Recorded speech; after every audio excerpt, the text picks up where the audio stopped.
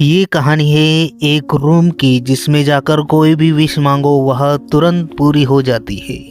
Moonlight cinema प्रस्तुत करता है द रूम मूवी की कहानी। कहानी की शुरुआत में एक कार से दो पति पत्नी एक नए घर में आते हैं। औरत का नाम केट था और उसके हस्बैंड का नाम मैट था। वह दोनों उस घर में नए नए शिफ्ट हुए होते हैं। वह दोनों उस घर में सफाई करते हैं और अपना सामान जमा रहे थे। तभी केट को वहाँ एक चिड़िया मिलती है जो जख्मी हालत में थी। वह उस चिड़िया को बाहर लेकर जाती है। वह चिड़िया गायब हो जाती है। केट को लगता है शायद वह उड़ गई होगी। फिर मैट को भी वहाँ सफाई करते हुए एक पुरानी चाबी मिलती है, लेकिन वह उसे कचरे के साथ नीचे फेंक देता है। कुछ देर बाद मैट को एक बंद दरवाज़ा दिखता है। वह दरवाज़ा लॉक था, तो वह उस चाबी को लाकर खोलता है जो चाबी उसे पहले कचरे में मिली थी।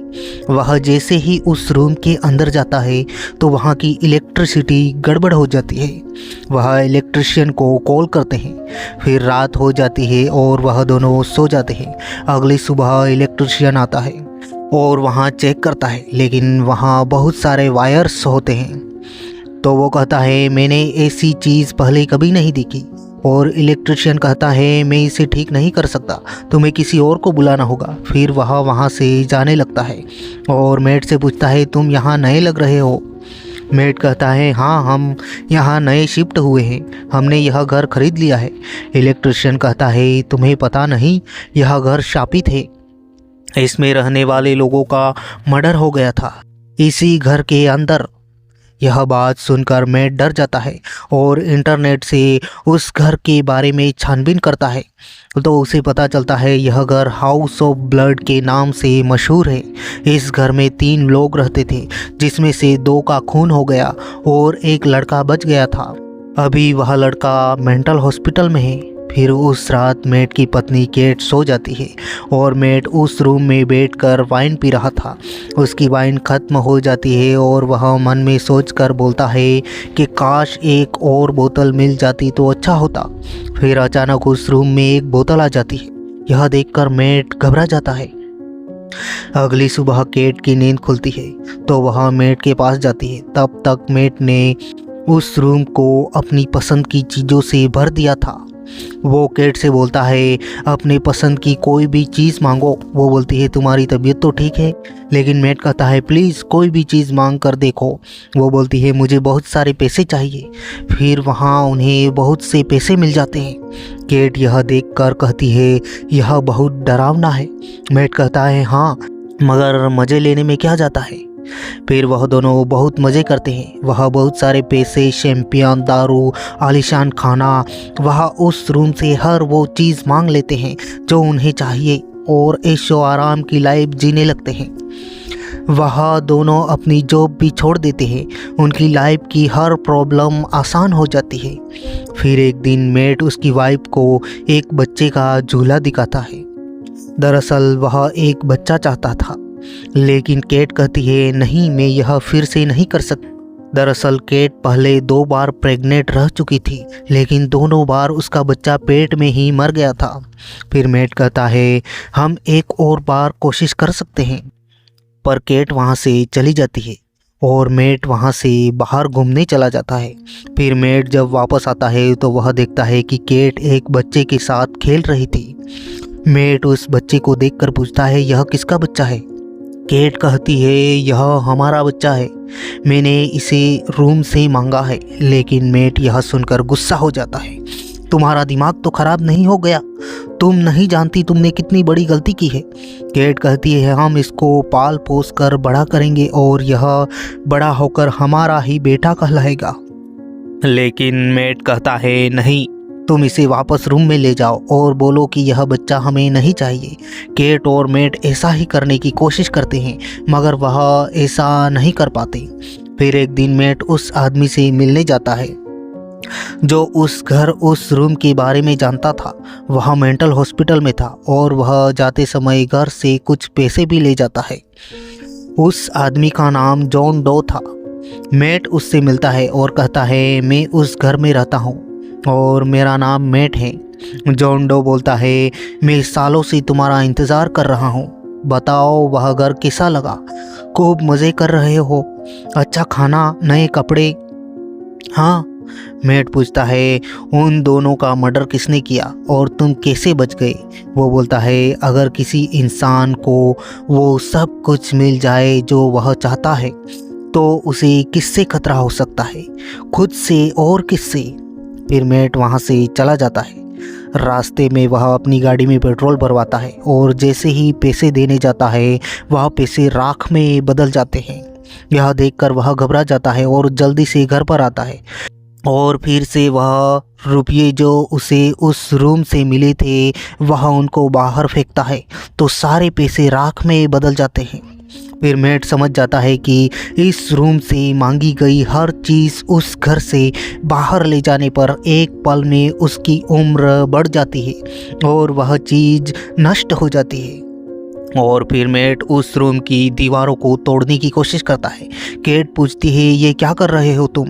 वो बोलता है, मैं जानना चाहता हूँ कि यह काम कैसे करता है, लेकिन उसे वहाँ वायर्स के सिवाय कुछ भी नहीं मिलता। फिर केट उस बच्चे को लेकर बाहर जाती है मगर मेट उसे मना बोलता है, बाहर मत जाओ, इसकी वजह है। केट कहती है, क्या वजह हो सकती है? ऐसा बोलकर वह बच्चे को लेकर बाहर चली जाती है। फिर वह बच्चा रोने लगता है, केट चिल्लाने लगती है और फिर मेट उस बच्चे को अंदर लेकर आता है, लेकिन इतनी देर में वो बच्चा केवल 2 मंथ का था, वह अचानक 10 साल का हो जाता है।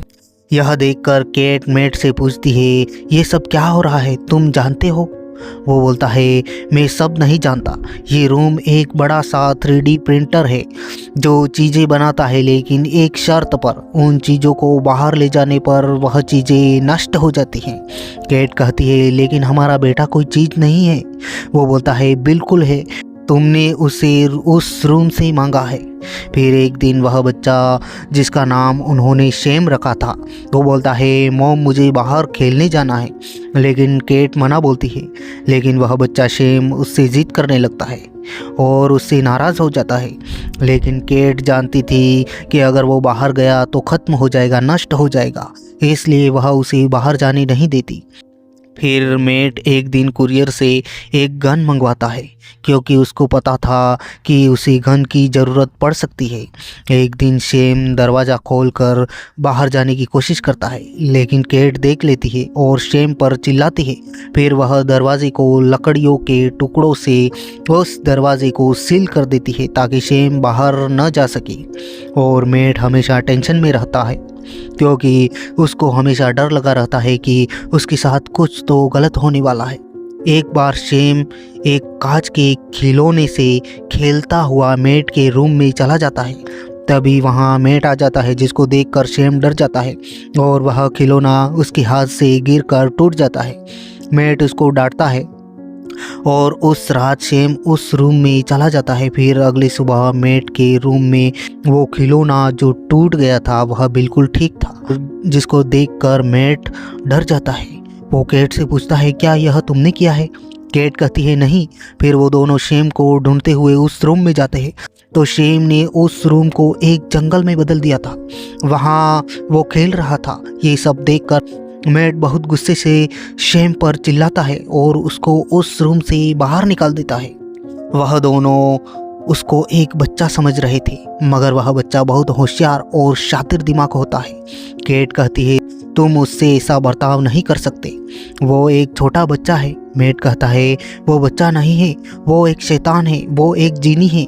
शेम उन दोनों की बातें सुन रहा था। फिर उनके फ़ोन पर जॉन डो का कॉल आता है तो शेम फ़ोन को उठा लेता है। तभी मेट उससे फ़ोन छीन लेता है। जॉन डो कहता है, अच्छा तो तुमने एक बच्चा भी मांग लिया। फिर मेट पूछता है, इन सब को कैसे ठीक कर सकते हैं? जॉन बोलता है, अगर तुम चाहते हो वह सभी चीज़ें बाहर ले जाने पर ठीक रहे तो तुम्हें उस इंसान को मारना होगा जिसने उन चीज़ों को रूम से मांगा है। मेट कहता है, मैं ऐसा नहीं कर सकता। फिर जॉन डो कहता है, मैं उस रूम से मांगा गया पहला बच्चा हूँ और उन दोनों को मैंने ही मारा था। फिर मेट कॉल को कट कर देता है, लेकिन उन दोनों की सारी बातें केट सुन लेती है। और वह घर से बाहर चली जाती है। मेट उसको कॉल करता है लेकिन वह कॉल रिसीव नहीं करती और केट रात को भी घर नहीं आती। अब उस रात मेट और शेम दोनों अकेले होते हैं।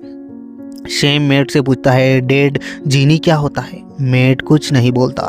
फिर शेम पूछता है, तुम मेरे डैड नहीं हो, मेरे असली डैड कहाँ हैं? मेट कहता है, तुम एक असली इंसान नहीं हो, ना ही मैं तुम्हारा डैड हूँ और ना ही केट तुम्हारी मॉम है।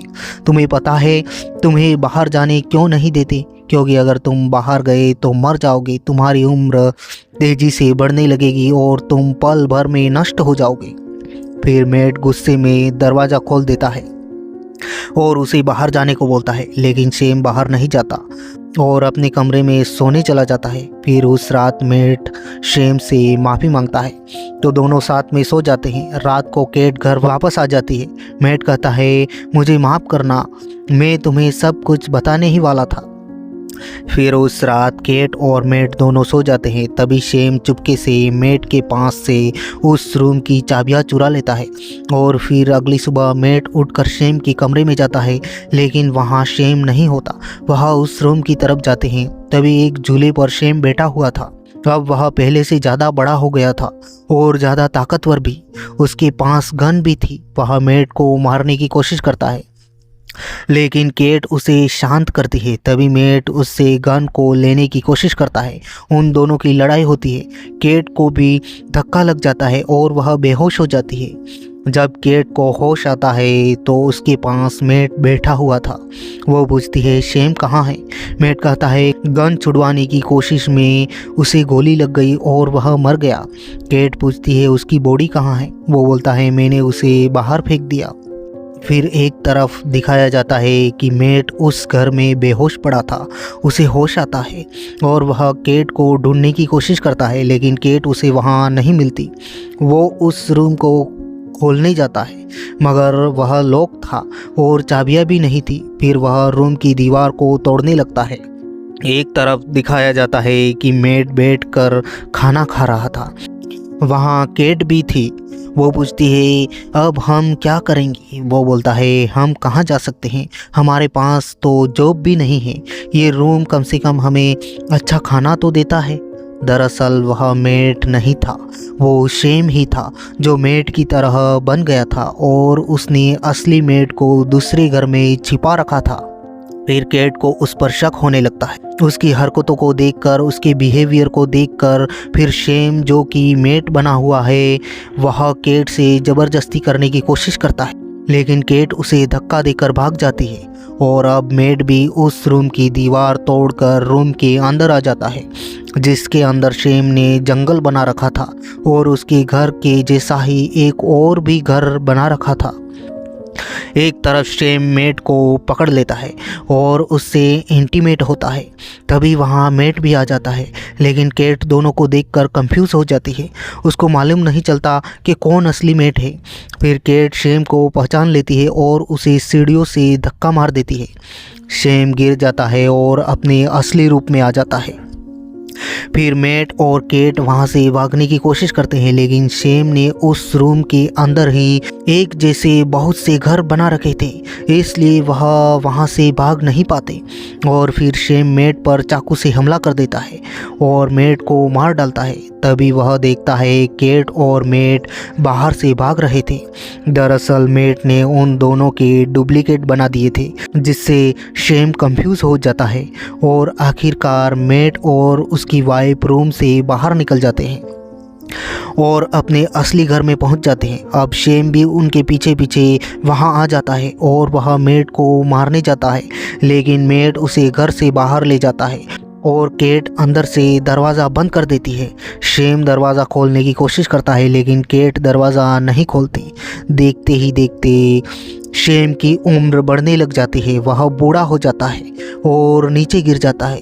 उसकी बॉडी पल भर में राख में बदल जाती है। फिर केट को भी अपनी गलती का एहसास हो जाता है।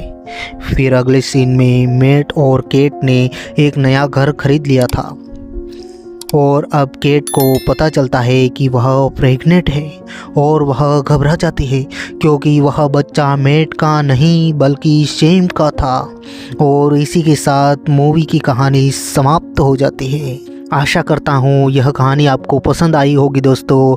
अगर पसंद आई हो तो वीडियो को लाइक कर लीजिए, शेयर कर दीजिए और चैनल को सब्सक्राइब करना ना भूलें ताकि आगे आने वाले ऐसे ही वीडियो आप तक सबसे पहले पहुँच जाए। थैंक यू, धन्यवाद।